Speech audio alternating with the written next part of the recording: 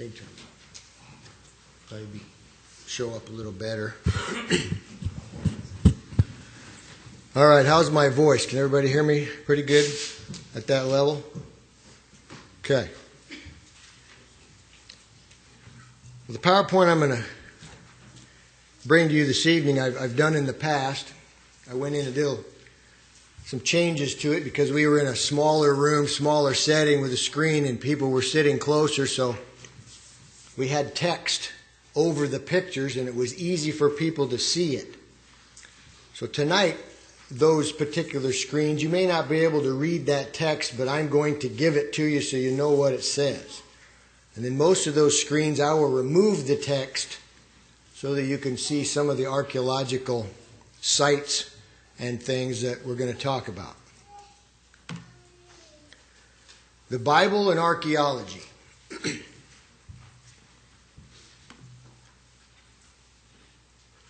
Our agenda this evening, just double checking. We're going to have an introduction. Talk about the past considered, the process pursued, the vast range of evidence, some important discoveries, chronology, obscure passages, historical accuracy, integrity of the biblical text, and then we'll have a conclusion. Then I'll show you a few slides about the archaeological site Beth Shemesh. That picture in the background that you see there is actually a dump site, they call it, where they dump all of the pottery sherds that they're not going to keep at Beth Shemesh. And it's quite a few feet deep, actually. Introduction. Archaeology derived from archaeos, which means ancient, and logos, which means study. The study of the ancient. Investigation of ancient sites, buildings, tools, and other objects to learn about man's history. It's a relatively young science. It's only about 200 years old. So really hasn't been around that long. Past considered, the process pursued. Here's how it works. Ancient cities are destroyed by war or naturally, and new cities are erected on top of those old cities. They would come in, smooth them out, build right on top of that. Sometimes they would use some of the old material to build new. That created layers of occupation called strata. These archaeologists come in and they probe through those strata. As they go down, they go through the different layers. Who's part of the process? Well, you have zoologists to study bones. You have botanists to study seeds and plants. Mineralogists for metal analysis. Language experts that decipher ancient texts.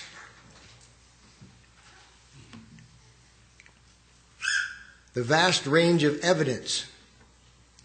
Vast volumes of finds have been made since the 1800s. More than 500,000 cuneiform tablets. Hundreds of inscriptions have been found. Of the 5,000 possible excavation sites, less than 200 have actually been explored. They may know of more than that, but it's very costly and time-consuming to actually go in and excavate an ancient site. Like Soko, for instance, which is on the Elah Valley, where the Israelites encamped near Soko when they fought the Philistines, fought Goliath. They know where Soko is.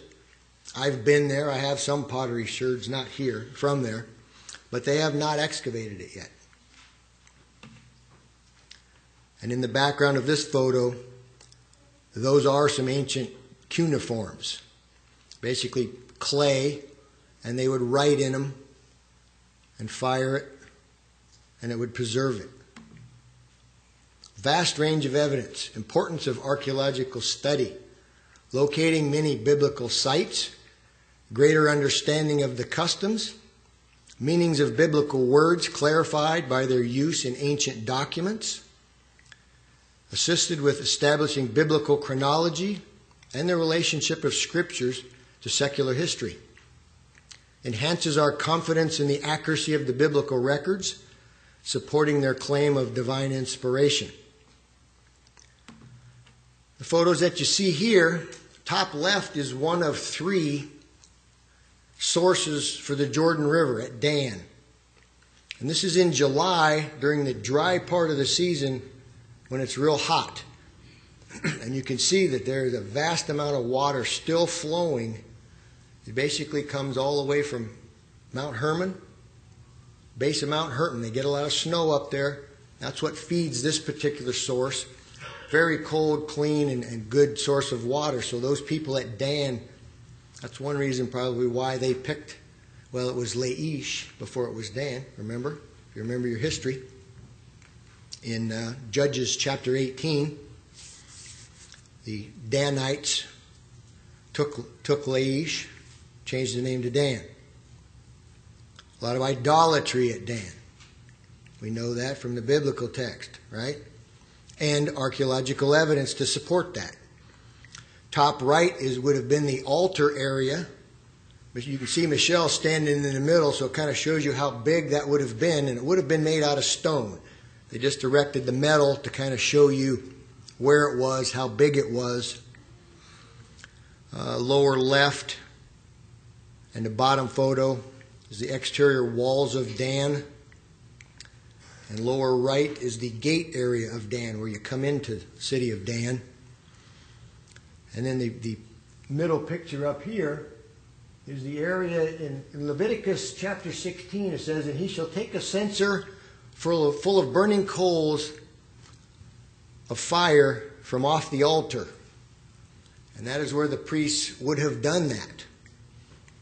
And it's interesting how they mix their idolatry with a lot of the things that God told them, they should do to be obedient to them in their worship.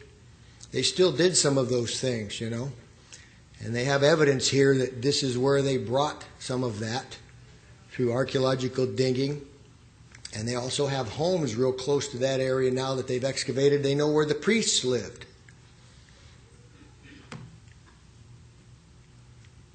All right, change. There we go. Some other important discoveries. Khorsabad in Assyria in 1843, which is in Iraq. You have the palace of Sargon II, conqueror.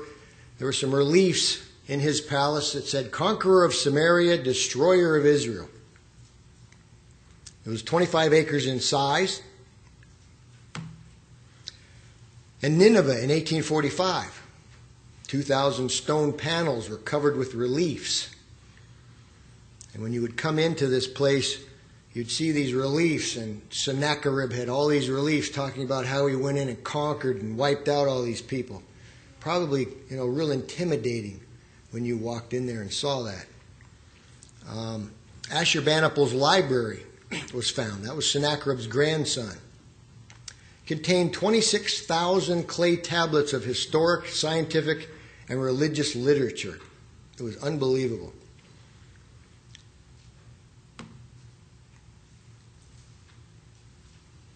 Upper left, Nineveh stone relief that I was telling you about. And if you look at it closely, you can see that they are sieging a city in that relief. And I can't remember whether that was Lachish or not. But Lachish is in the upper right-hand corner. You see the mound. You can see the main gate there in the lower left. And in the middle is the Nineveh main gate that they actually reconstructed. Unfortunately, it is now rubble because ISIS went in and bulldozed it. In the lower left, you can see a picture of the library and how they would take the clay tablets, and it's almost like instead of the books being like this in our libraries, they just slid them right into the slots. Can you imagine 26,000 of those clay tablets? And you see Sennacherib's siege ramp in the lower right-hand corner. It is still there today, and I have a stone out of it. I got packed, so I wasn't able to bring it so you could see it. But it's kind of neat that you can actually go there and actually stand on Sennacherib's siege ramp.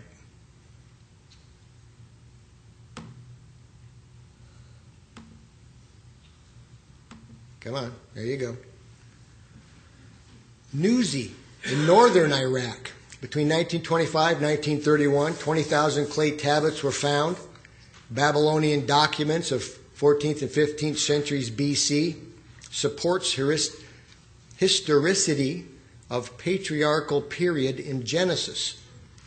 In Mari in southeast Syria, between 1933 and 1960, 20,000 clay tablets were found, date back to the 18th century BC.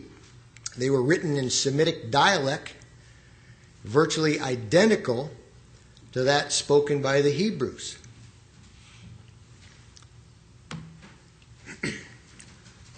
Now the picture of us down there, down at the bottom of the stairs, that's the bottom of the cistern at Hazor. It's 46 meters deep. It's massive, the amount of water a lot of these ancient sites could hold. But when you're in that kind of a climate, that's what you need. And in the lower left corner, Joshua burned Hazor. And there is evidence to support that fact. The bottom of this wall, the top of it has been reconstructed. The bottom is original, and it has been burned, and that is why it is cracked and has soot and gray color on it. And it is from that particular time period, which supports the fact that Hazor was burned. It's quite interesting to see that.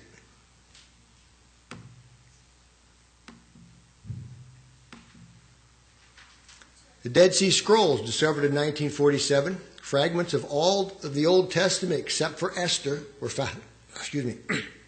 Were found. Secular fragments were found as well. 1,000 years older than previous known copies of the Old Testament, which confirmed the accuracy of the present day text. For decades they were scoffing at, there's no way the Bible could have remained accurate over all those years. People copying and copying and copying copies. Well, suddenly they found the Dead Sea Scrolls and they stepped back in time 1,000 years. That's the significance of the Dead Sea Scrolls. They now had copies of virtually the whole Old Testament. Some were just fragments, but they were able to bump those up against what they had here, and they know for a fact that the accuracy was maintained. Ras Shamra on the Syrian coast, Canaanite religious texts from the 14th and 15th century BC confirmed Israel religion did not come from Canaanite roots, which some have tried to profess over the years. Whoops, let me back up. There we go. Those are pictures of Caesarea Philippi. And at Caesarea Philippi, they worshipped Pan. And at one time, water did flow from the base of up here. Water would flow out of there, and they believed that it would actually be a pool inside here, and water would flow out of that. But because of volcanic activity, they believe that is what caused it to stop. There's no longer any water flowing out of there. But you can see where they had places where they had idol worship, idols and other things. And this is an artist's rendering of what they might think it might have looked like.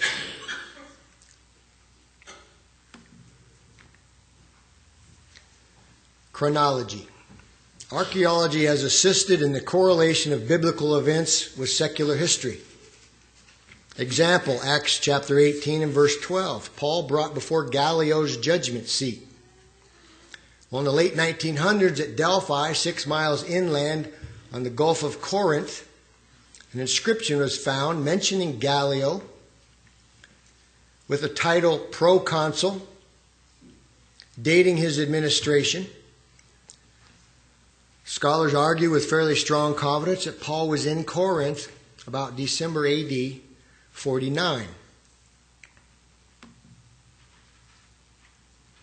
Obscure passages. In some cases, archaeology has supplied text with parallel information to gain better understanding of the meaning of a word or a phrase. Deuteronomy 34:7. His eye was not dim, nor his natural force abated. A lot of people debated what this meant for a long time. Personally, I don't think it was that hard to figure out,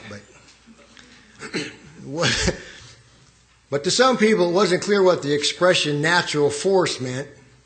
Rosh Shamra tablets, when they dug up the city of Ugarit, these tablets used the same term twice to mean manly vigor. And Moses' death was due to his disobedience in the wilderness and not because he was a worn-out old man who could just not go on. You know, some people have to have this kind of evidence for them to figure things out and to believe God's word for some reason.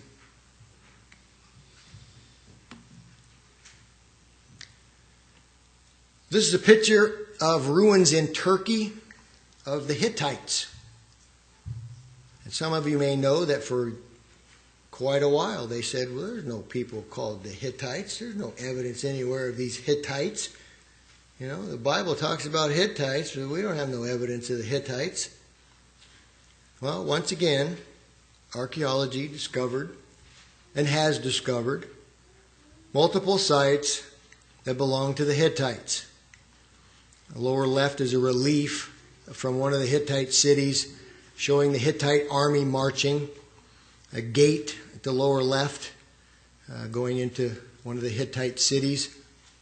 And then you see ruins there of the countryside there in Turkey of Hittite ruins. In Genesis 12:6 says, Abraham was given camels by Pharaoh. And archaeology has proven camels were in Egypt as far back as 3000 BC. Exodus 17 and 14, first mention of writing in the Bible. Pro-Semitic alphabet has been found in the Sinaitic Peninsula dating centuries before Moses.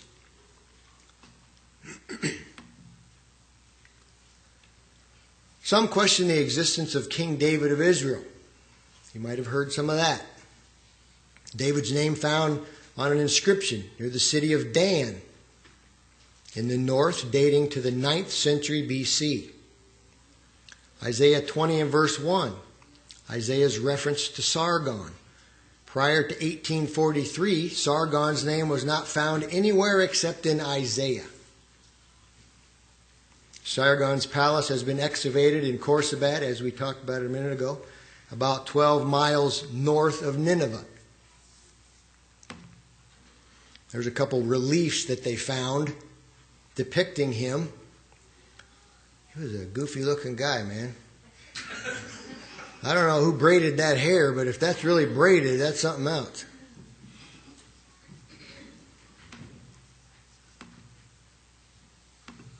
Come on, change. There we go. Many critics allege that Acts is not a reliable document. Numerous archaeological discoveries have proven the critics wrong. Luke mentions 32 countries, 54 cities, 9 Mediterranean islands, 95 people, 62 not mentioned by any other New Testament writer, and 27 unbelievers, mainly civil and military officials. And pretty much all of that can be substantiated. Of course, we knew that was correct anyway. Future finds will continue to support the accuracy of Acts as recorded by Luke. Well, those are some pictures of the Sea of Galilee and the cliffs of Arbel right here are high up above on the west side of the Sea of Galilee. And you can go up there, and there's times when the wind will blow 40 miles an hour up there. And believe me, I was up there when it was doing that, and I didn't get anywhere close to the edge.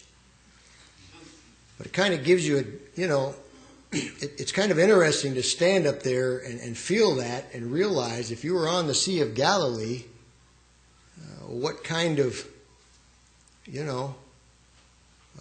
waves and fighting the wind, When we read about the storm coming up on the Sea of Galilee, it's just kind of interesting to be up there and realize that, that is one reason why at times the Sea of Galilee can be so rough and treacherous.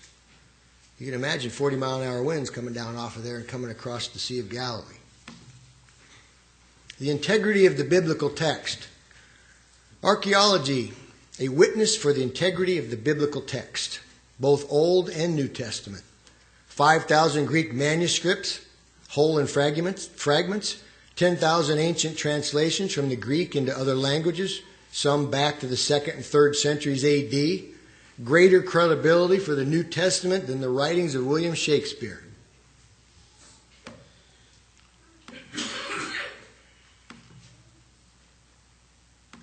All right. Come on.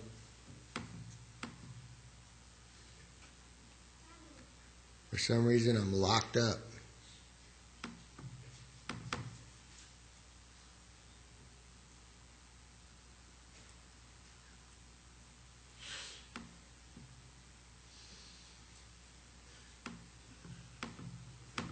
There you go. We've talked about Hezekiah the last couple weeks, several different times. This is the inside of Hezekiah's tunnel. And you can take a tour of it and walk through the entire thing if you want to get your pants wet. Sometimes it comes all the way up over your knees. Most of the time it's only ankle deep, but water still flows through Hezekiah's tunnel today. Anywhere from 5 feet, and there's some places where it's 12 feet tall. It's pretty neat when you get about halfway through, roughly. You can see where they had come both directions, and you can see where they met. And they're only off just a little bit. Just amazing what they could do back in the time of Hezekiah. Read about that in 2 Chronicles chapter 32.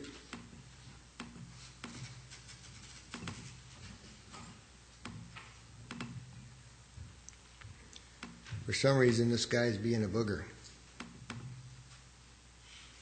Okay. Archaeology has proven the biblical text accurate time and again. Even though many archaeologists are not believers, most believe the Bible is the greatest history book, but defy its authority. Truly dead men have told tales. I'm going to jump right to here. Tel Beth Shemesh. That's where most of these artifacts down here came from. And we dug here in 2007, 2008, and 2010.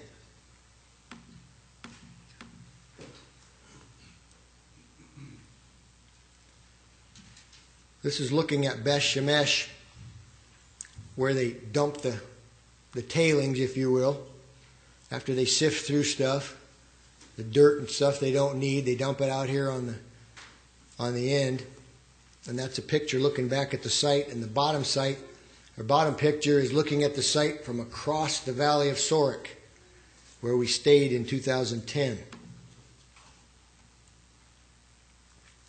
Beth Shemesh means house of the sun. In 1 Samuel 6, 12 through 9, the ark was brought to Beth Shemesh. You remember the Philistines fought the Israelites? They killed 4,000 of them. Then they brought the ark up. And they were like, oh no, they brought their God. And they killed another, I believe, 30,000 Israelites, and they took the ark. They had all that trouble with it. And finally they let it loose at Ekron with the 2 cows, and they had made the tumors in the rats, trying to appease God. And they sent it to Beth Shemesh. Well, this is where it came to. About 8 miles from Ekron. 2 Kings 14:11, Joash defeats Amaziah at Beth Shemesh. In 2 Chronicles 28:18, the Philistines invade southern Judah and take Beth Shemesh. Joshua 15:10 talks about Beth Shemesh being a border town of Judah. And Joshua 21:16 says that it's a Levitical city. And there is evidence Beth Shemesh was occupied by the Philistines, by the Canaanites, by the Israelites, and the Egyptians as well.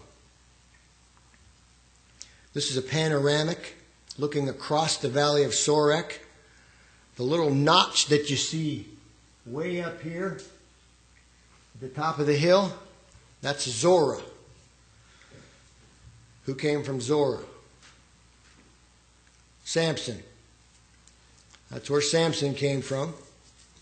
That's the valley of Sorek, where Delilah came from. Exactly where in the valley of Sorek, the Bible doesn't tell us. And if you look this way, you have Timnah would be on the right, and Ekron would be over here. And then the valley of Sorek opens up into the coastal plain. This is the area called the Shephelah, or what we would probably refer to as the foothills. You're just barely kind of starting to come into the hills here at Beth Shemesh. A little bit of a map to kind of show you the layout of where the cities were, where Jerusalem was. Like I said, Ekron was about 8 miles, roughly. You can see Zorah, Gath.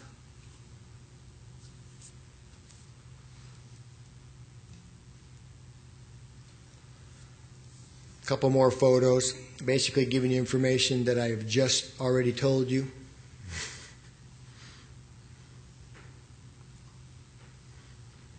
This was a destruction layer that we found in 2007. Exactly who destroyed the city at this particular point in time, they're not exactly sure yet. We removed over 200 mud bricks in 2008, the following year, after we found this and articulated all these mud bricks. We went back, they started taking them out, they marked them 1 through, I forget, 200 and something. Took them out, and this particular area was only about 10 by 10 that we took the mud bricks out of, and it was a storeroom, they believe, because of the artifacts that were in there. You can see the red arrow.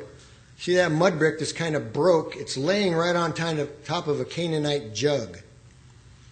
And there was the Canaanite jug after the mud bricks were taken off, and we got down to it. And I was the one that got to work in this particular area. This particular Canaanite vessel is actually on the floor. So what you see now, they have pretty much reached the floor, and you can see the ash. Well, not in this particular picture. It doesn't show up as much. But on the computer, this is all gray. And then this is burnt right here as well. This is a pilgrim's flask because the city was ransacked and burned. They also found bronze arrow tips within the destruction layer. And in the bottom of this pot, as I was taking the pieces out and putting them in a bucket, the bottom of this pot had this much of burnt wheat kernels still in it. And I got to take a trowel out and I sat it. Unfortunately, I don't have the picture in this slideshow, but I've got this high of burnt wheat kernels that were still in this pot, over 3,000 years old, and they're still there. The opposite corner of this room, there was a plastered bench, rounded plastered bench built in the corner, and they found chalices and oil lamps. So they believe this was probably a corner where they were doing some sort of worship because of the artifacts that were found there. And that's looking up high and looking down on it after they'd taken a lot of the stuff away. You can kind of see that little bench there and how it's plastered. Why it would be in the corner of a storeroom, don't know. But after they took all of the artifacts out of here, all the mud bricks, they sent all the pottery away. About a year later, I got this photo. That's what they took out of that 10 by 10 square, and they put it back together. And there is a special place where that's all they do. They sit at these long tables and they reconstruct pottery. It's quite amazing. Those are big Canaanite jugs. Basically all of that is Canaanite pottery.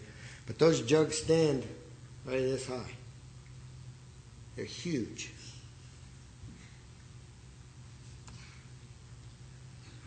In 2007, Michelle worked in Section E. The destruction layer was in Section D. And she found that pot, or that bowl. And then later they dug down farther and they found more artifacts in this little room. And when I was there in 2008, they had put them back together and they laid them back in that square and took a picture so they could kind of see what they looked like all put back together. And that's basically the areas that they found them. When they dig through all of this pottery and they find the sherds, the pottery sherds, they put them in those boxes. And they put a tag on the box, tells you what section it came from and what level it was at. They washed the pottery sherds, they put them in those boxes, they let them dry, and then they do a pottery reading where they'll stand there and go through that. And Shlomo, the guy in the top center here, he's a pottery expert. And he can take a rim of pottery and handle and basically tell you whether it's Philistine, Canaanite, whether it's Bronze Age 1, Iron Age 1. It's amazing. And that's what they do. And he will look for specific pieces, bag it and tag it, and everything else gets scooped off the table in a 5-gallon bucket and gets dumped in that pottery dump that I showed you at the very first slide. And it's free for the taking.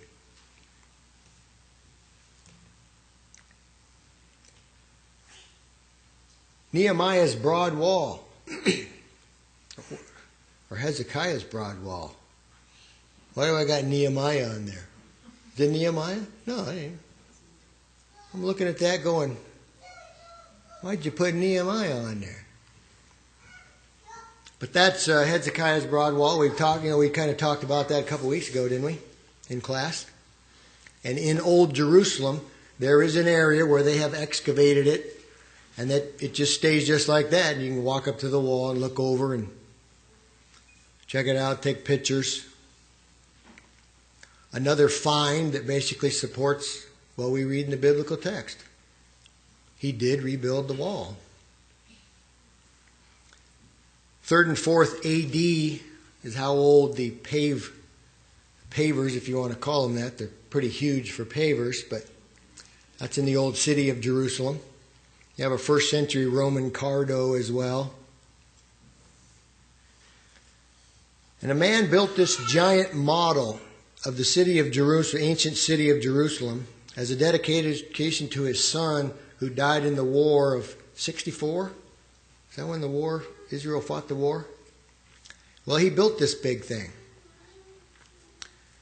And basically it shows the ancient arch of, Wilson's arch. It's called Robinson's arch. I believe those are the archaeologists, that excavated and figured out where these were. Today you can still see where Robinson's arch attaches. If you go and see the Wailing Wall, you can see where that attached. It led to the Roman Stoa, center of public and commercial activity, and the Sanhedrin. And it's believed that that's probably the area where the money changers might have been. The red line is the tunnel tour, as it's called today. That is underground now. It's all covered over. They've built over the top. And the Jews secretly dug down under there and opened up the wall, and you can go down and take a tour.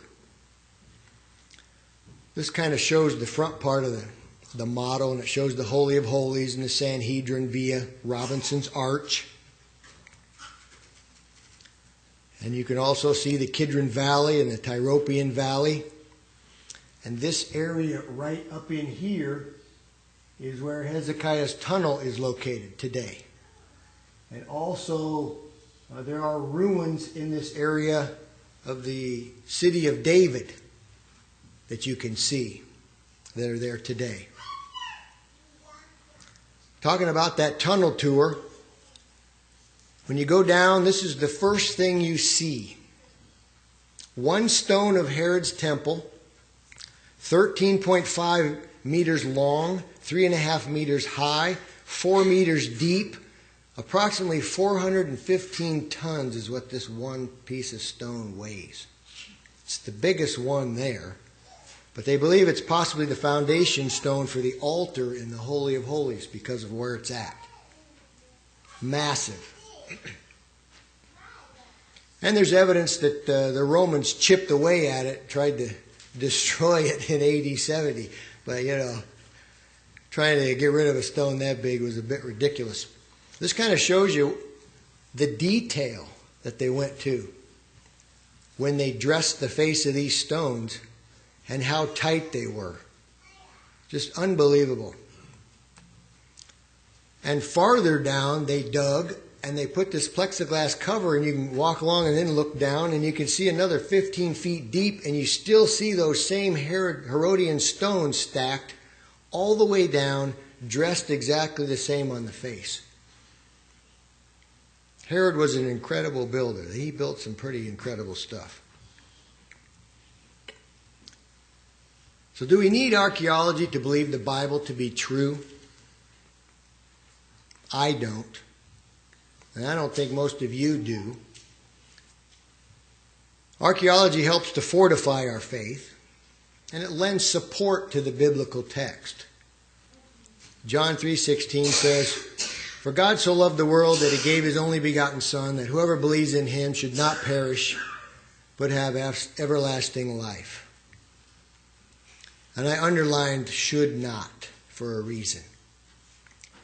If you say you believe but do nothing, you will perish. There was a question asked on the day of Pentecost because of belief. "Men and brethren, what shall we do?"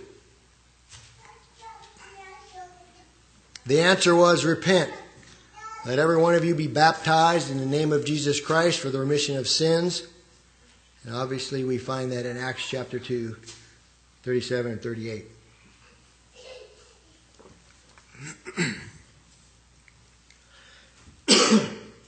Excuse me. I tend to get dry mouth when I talk. I don't know why, but so the question is, do you believe? And do you need to be baptized? If you're a Christian and need to be restored, or maybe you just need our prayers, won't you come as we stand and sing? Would you be free from your burden?